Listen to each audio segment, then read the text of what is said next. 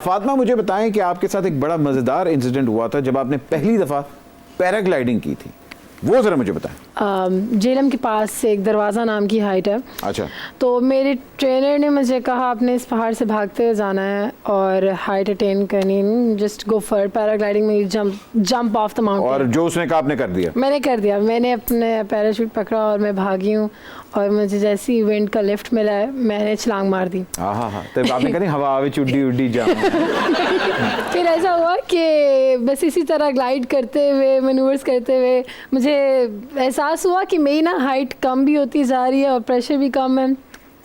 तो मैंने लैंड करना था राइट साइड पे और मैं चली और गई थी लेफ्ट साइड पे। लेफ्ट साइड पे दरख्त थे, आप नीचे ज्यादा आ गई। बिल्कुल। तो आई हैड नो चॉइस, तो मैंने एक दरख्त के अंदर लैंडिंग कर दी। I crashed into a tree because अगर वो ना मैं करती तो शायद मैं दरख्तों से खुद ही टकरा जाती और मुझे जिस्मानी चोटें और नुकसान हो जाता। अच्छा, तो आप बच गई?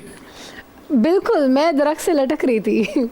वाकई भट्ट जी, जो फातिमा जी उत्थे लमक गए ना ते लोगों ने चोलियां सीधियां कर लियां, नाल कहना शुरू करता या अल्लाह फल मेरी छोली च टिके।